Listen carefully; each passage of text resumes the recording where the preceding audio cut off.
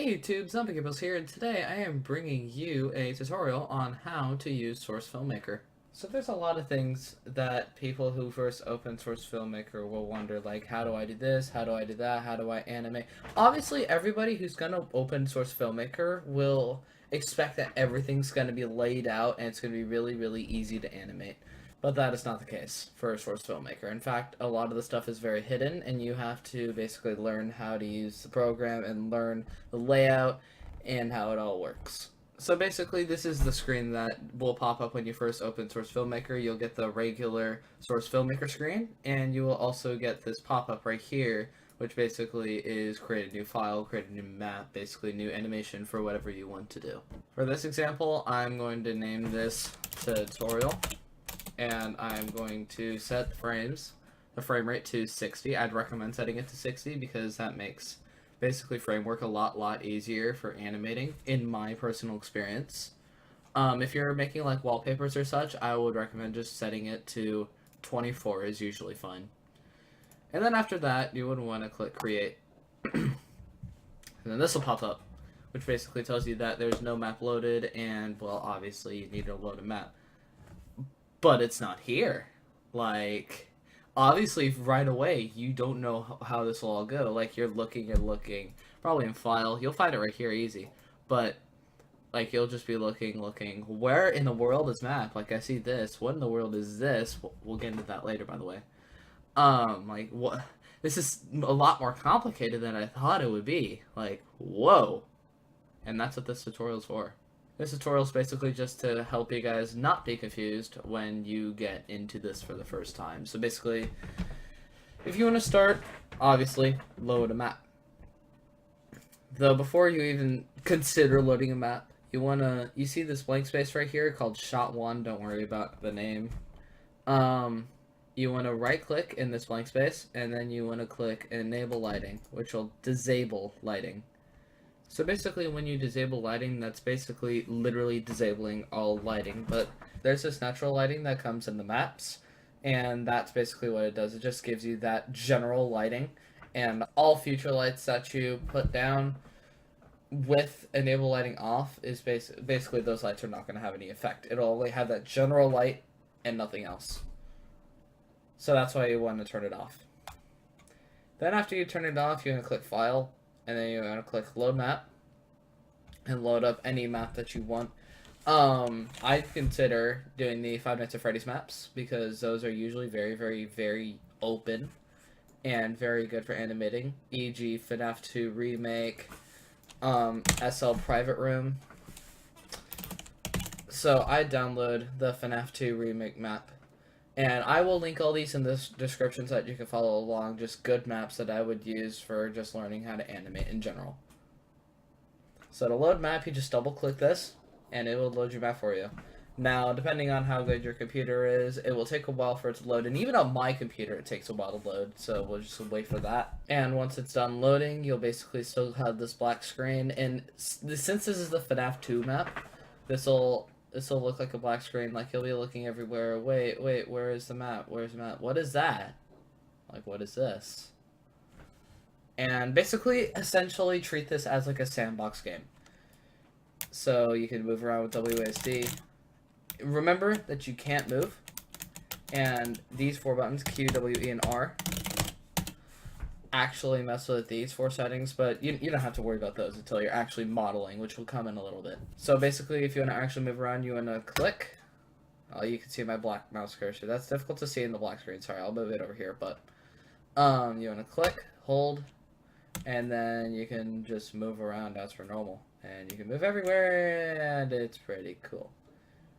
So, yeah, that's basically that. So, if you still have enable lighting on, basically, this will make the map even tougher to find because you'll have to, like, look for these, and those are virtually impossible to find.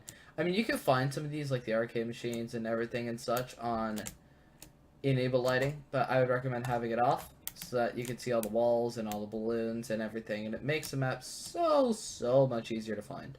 So basically, after you've loaded your map where you are right now and just moving, you can explore the place. You can find good spots to start with just like sort of working on your animatronic models or just personal models. I'm going to use Five Nights at Freddy's animatronics for this example. And yeah, basically just find a room. Let's use the office, because it looks like the office is actually the best for this. Alright, yeah, let's start right here. So, what you're going to do is now, basically, you could go anywhere with this. Basically, what I would do is obviously, you want to load in a model. So, what you want to do to get a model is you want to create an animation set for a new model. Now, this probably sounds all really weird to you if this is your first time starting it.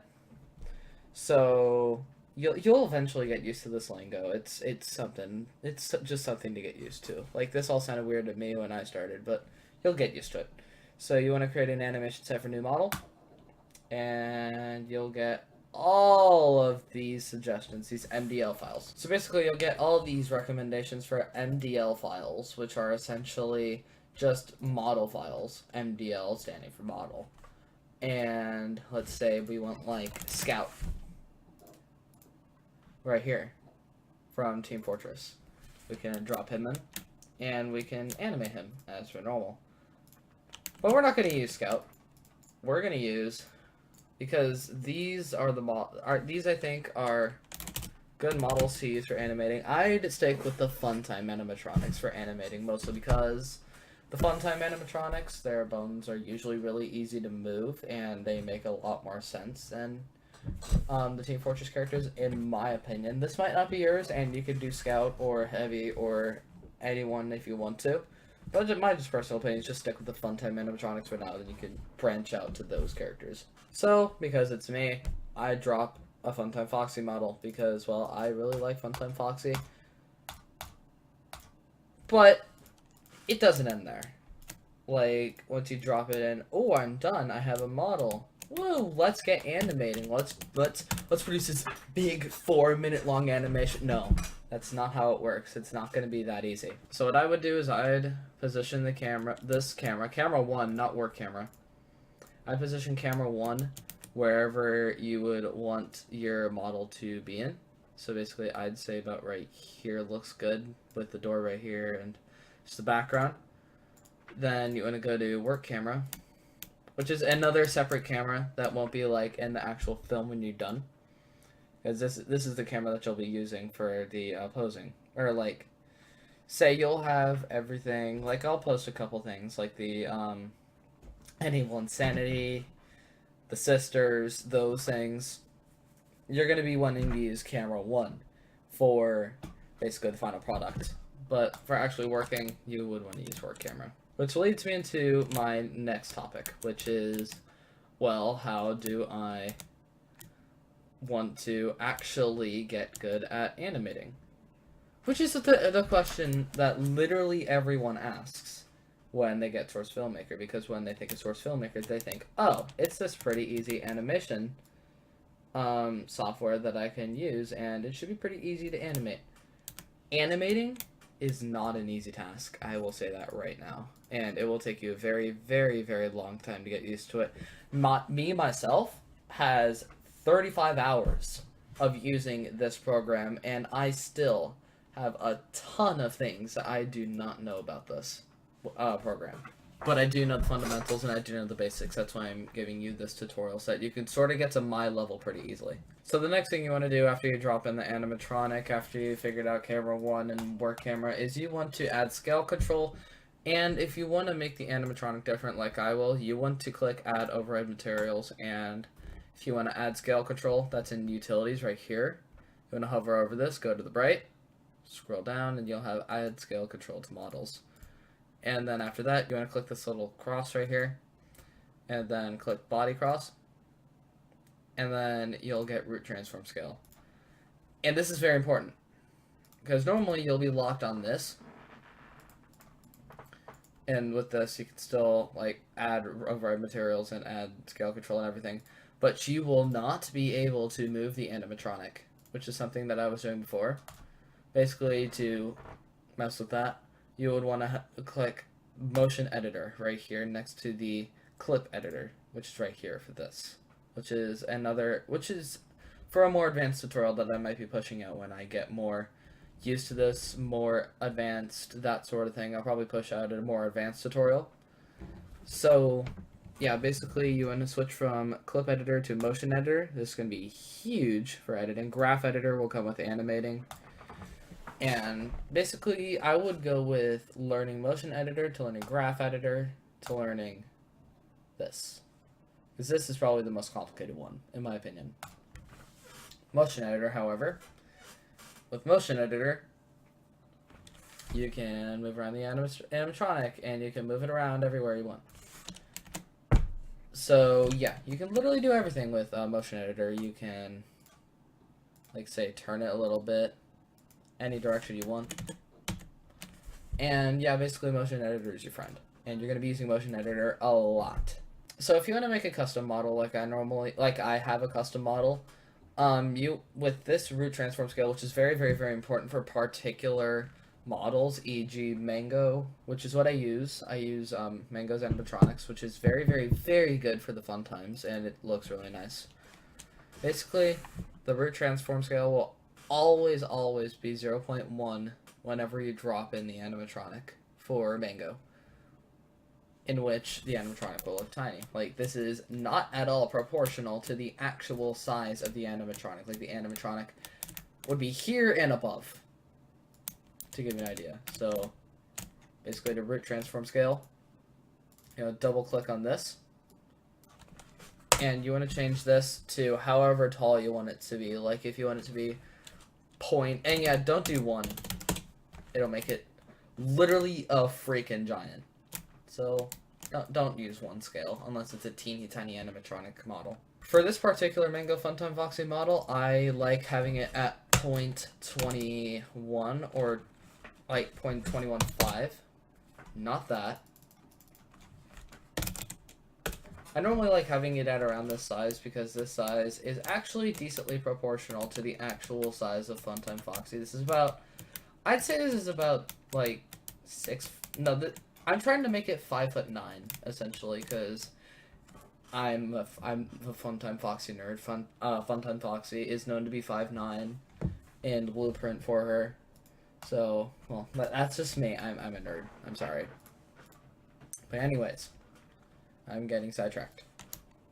So basically, after you're done with scaling, you'll have this, and like, ooh, cool! Like it'll actually work, like it's the actual size. And now you want to do some editing with the actual model, which is nowhere near like something that you'll be able to do well. I mean, this is very, very easy to master, but animation is the actual full thing that's really, really difficult to master, in my opinion. So, yeah, none of this is obvious. Like, you can toy around with this, and you can sort of try to get it, but it's not an easy task when you first get it. So, if you were to mess with the model, I'm actually going to move this. Give me 1 quick second. Yeah, sorry, I moved the camera because I found it actually slightly annoying when Funtime Foxy was like right next to the ceiling right here. So yeah, I'm sorry about that.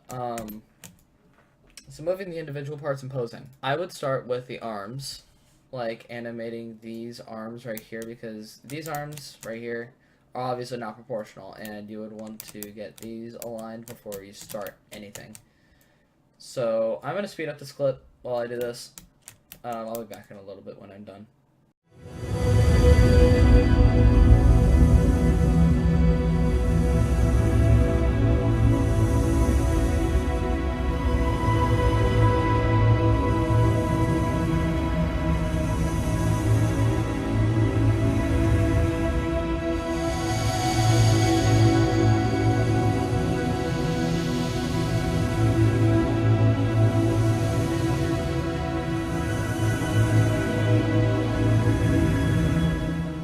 Alright, so once you're done with the arms, I'd basically start working on the fingers, which are essentially these right here. Which is probably, honestly, the most time-consuming part of posing. I screwed up one of the arms, so let me fix that really quickly. Not that one, this one. Sorry about that, I got really hyper-focused on one of the things that I was doing with Funtime Foxy. So essentially, you're already done with the pose. You just need to work on the fingers, and you're done. But if you want your wallpaper or posing to really, really pop out, you want to add lighting, which I will show you after this finger montage, where I will just be working on the fingers for this animatronic.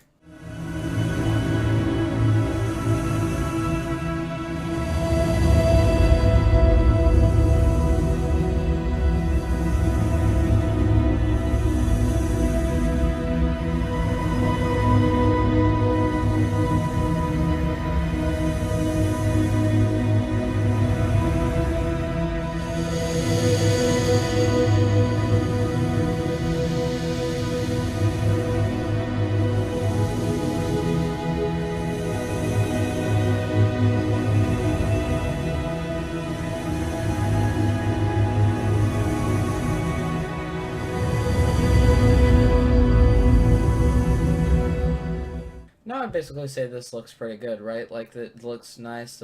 The posing is essentially done at this point. There's really nothing else that you need to do. But it feels like there's one little small element missing.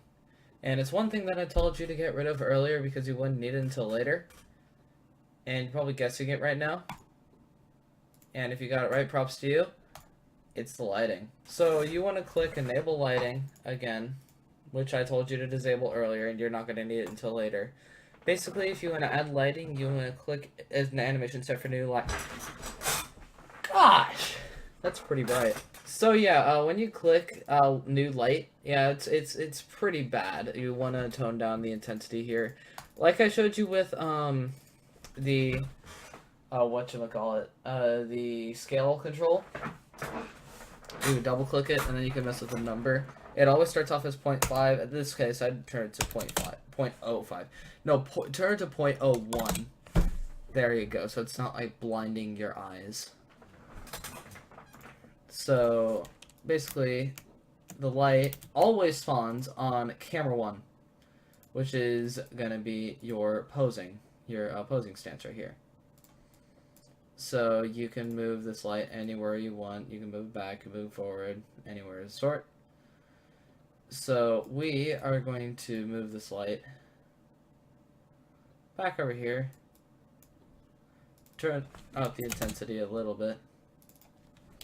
Say 0.07 would be good. And then after that, I'd scroll down to from intensity to the very bottom in here, down to these colors: color red, color green, color blue. If you're familiar with RGB, then this would make a lot of sense to you.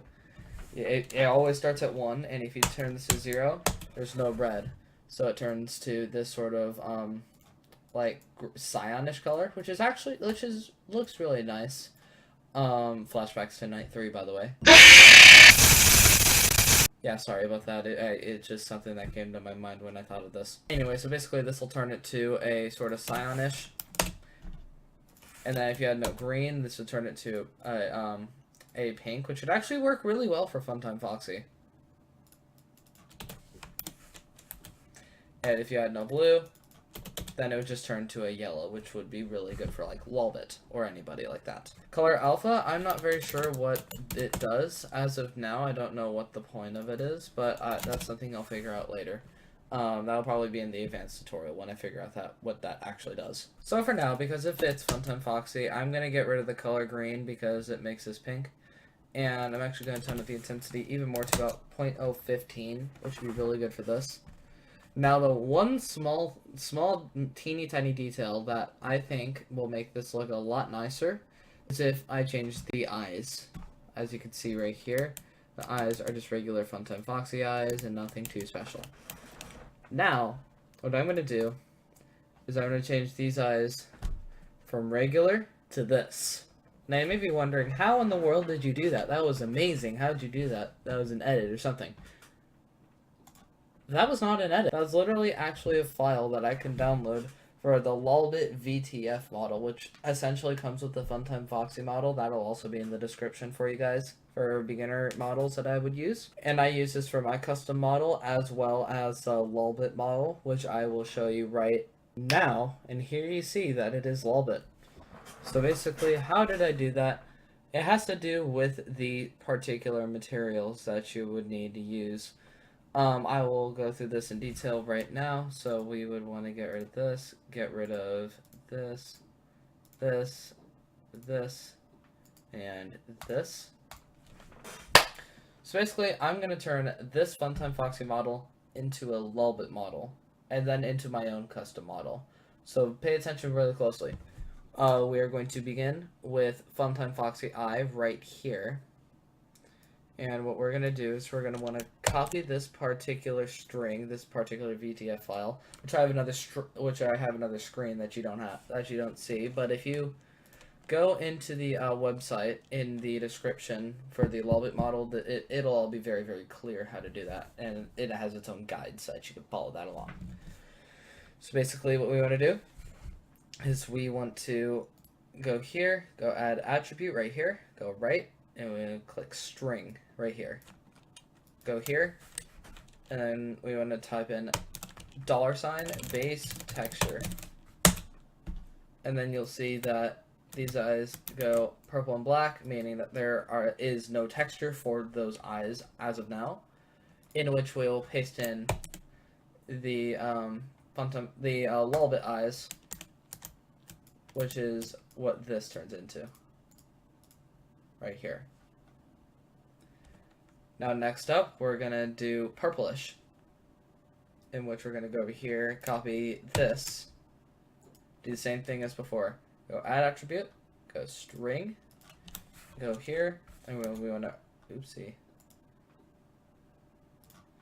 And we want to highlight all of this, go $base texture.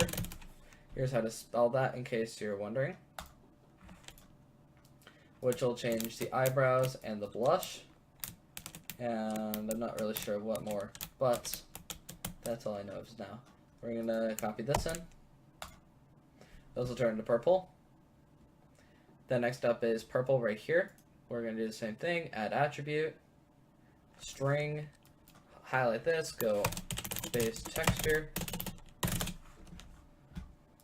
Then we're going to copy this link, paste this in, and that, I believe, actually I don't know what this changes. Yeah, I have no idea what that changes. Interesting.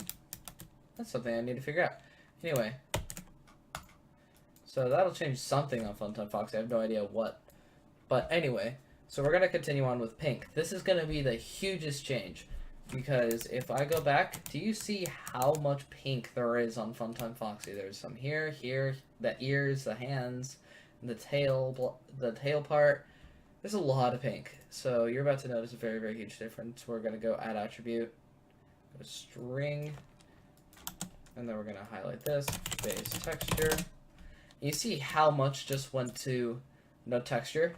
Yeah, we're about to replace that with this, which we have just copied, paste this in, and boom. The biggest change of it all. And now, we're almost done. We have one small thing that we need to do, which is red, which applies to this bow tie right here. We're going to go here, copy this, which I have, again, in another string. We're going to, and another screen that you guys can't see. Go add attribute, string, base texture, boom, and then we're going to go paste this in, and you have your Lulbit model for you right here. Now basically I'm going to show you how to make my custom model, which is essentially this, but with a few key changes. Oh yeah, by the way, I also turned off lighting again, just so that it's easier for you guys to notice the difference. If I had lighting on, then it'd be tougher to tell. So basically, the huge difference between my model and a Lulbit model or a Funtime Foxy model, which you've seen literally the entire video so far except for this point, is that only two things are changed. The pink and the Funtime Foxy eye. Let's delete this, let's delete this, and let's delete this. This is my custom model right here. So essentially as this part Funtime Foxy, this part Funtime Foxy, and then the rest is Lulbit. But I add in a couple things.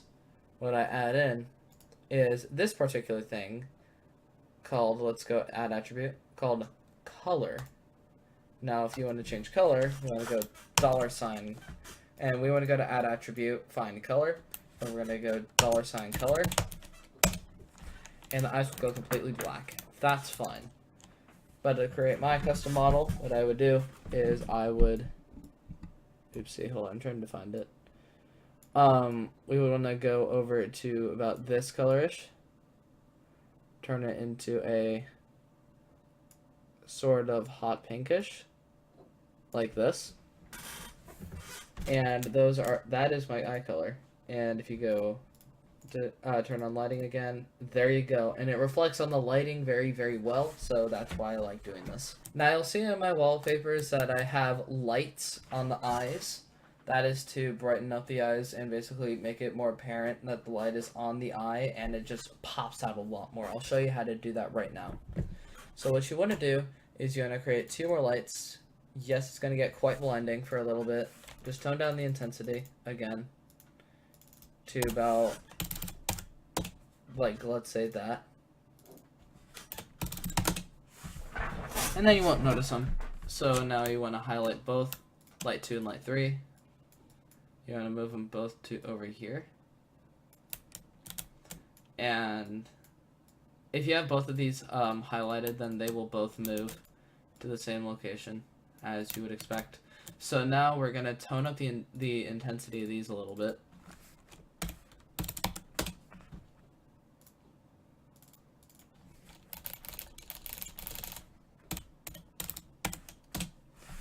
And now with light 2, I usually have this one on the left, so we're going to go over here, put this one into the eye, essentially.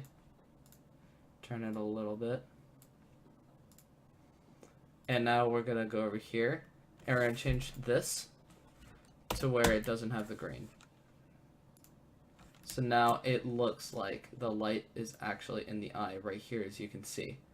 Which is what I really, really, really like about that, and it makes the lights actually pop out a lot more in your animating, which is what or whatever you're doing, making wallpapers or such.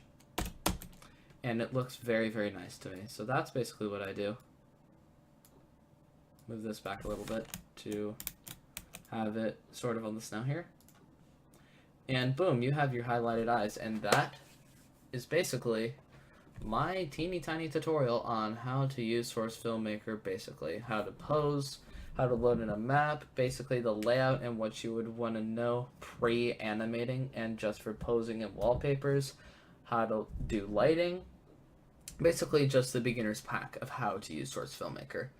So I hope you guys have enjoyed this video, and if you have, be sure to hit the like button down below, because this has taken quite a bit of effort for me to record and make. I hope you guys have enjoyed. This has been Zombie Gabriel, and I'll see you guys in the next video. So, peace out, everybody.